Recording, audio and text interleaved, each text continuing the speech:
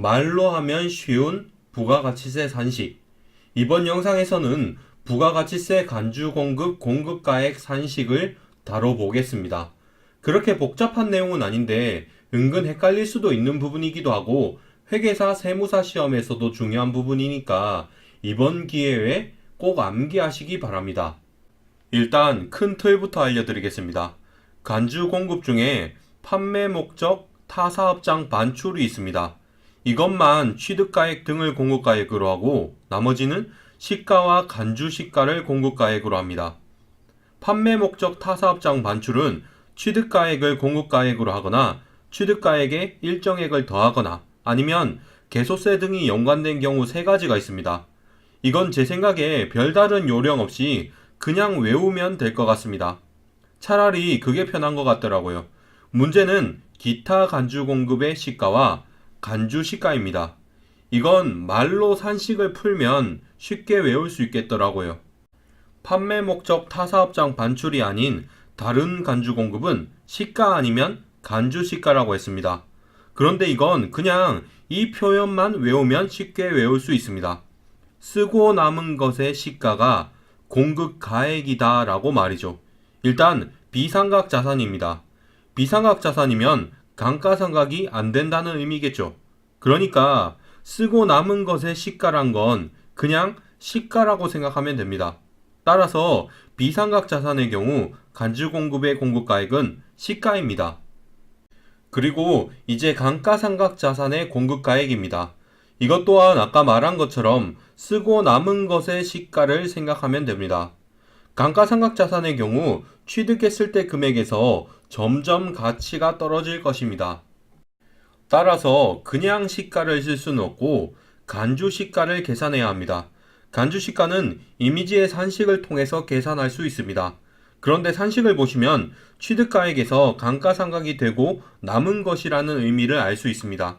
그리고 일부 면세사업에 전용되었을 경우에는 총 공급가액에서 면세공급가액 비율을 곱해줍니다. 아예 100% 면세사업으로 전용했으면 모를까 일부 전용이면 이제 비율을 곱해주는 거죠. 이제 감가상각자산 간주공급 산식의 세부 내용을 한번 보겠습니다. 먼저 취득가액의 의미입니다. 제가 아까 전에 취득가액을 기준으로 쓰고 남은 부분을 계산하면 그게 간주시가라고 했습니다. 그러면 도대체 기준이 되는 취득가액이 무엇이냐는 거죠.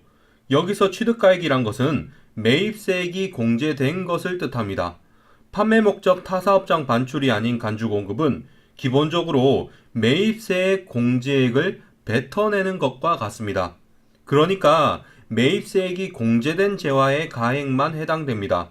예를 들어서 취득세나 건설자금 이자 같은 것은 매입세액 공제가 안 되는 거니까 제외된다고 보시면 됩니다.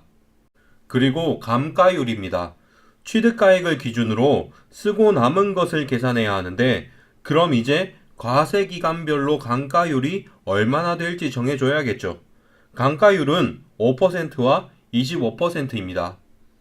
보통 건물이나 구축물은 좀 오래 쓰기 마련입니다. 아무리 험하게 써도 10년은 쓰겠죠. 건물 구축물은 10년은 쓴다. 이렇게 생각하면 감가율은 5%여야 합니다. 10년이면 20과세 기간이니까요. 건물 구축물 감가율이 5%인 걸 외우셨으면 나머지는 이것보다 5배는 더 빨리 소모된다고 생각하면 좀 쉽게 외울 수 있습니다. 5%의 5배는 25%, 55, 25 이렇게 말이죠. 마지막으로 경과 과세기간을 계산하는 방법입니다. 감가상각 자산을 과세기간 중에 취득해서 과세기간 중에 처분하는 것이 대부분이겠죠.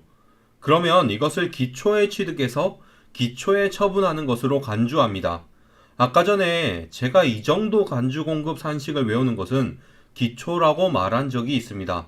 그러니까 기초에 취득하고 처분한 것으로 본다. 이렇게 외우시면 되겠습니다. 그리고 마지막으로 일부 면세 전용을 할 때 추가로 곱해주는 비율입니다. 이미지를 보시면 알겠지만 단기 면세 공급가액 비율입니다. 이게 전기인지 단기인지 헷갈리게 주로 함정이 나옵니다.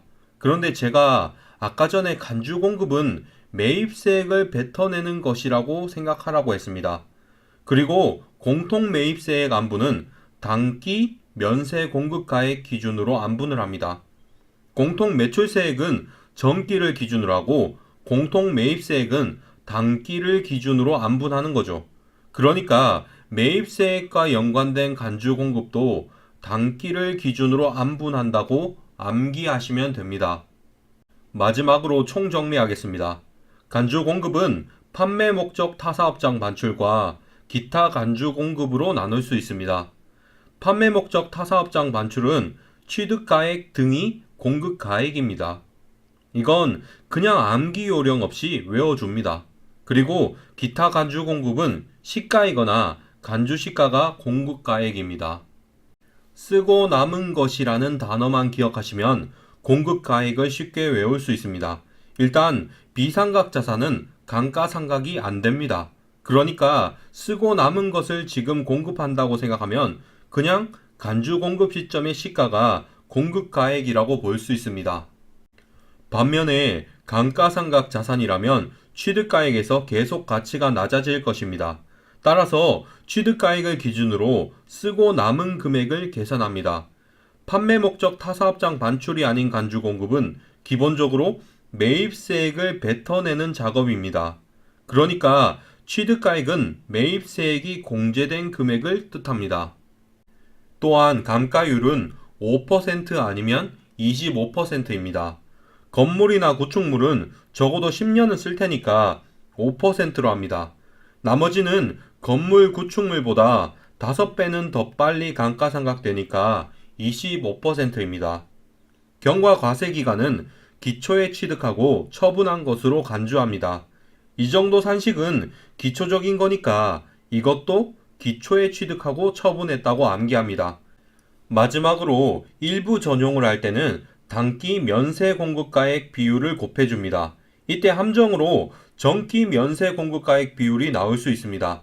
제가 아까 전에 간주 공급은 매입세액 뱉어내기라고 생각하라고 했습니다. 원래 매입세액 관련 안분은 단기 면세 공급가액 비율을 이용합니다. 그러니까 이것도 간주 공급이라고 이름은 되어 있지만 단기 면세 공급가액 비율을 쓴다고 암기합니다. 이상으로 영상을 마치겠습니다.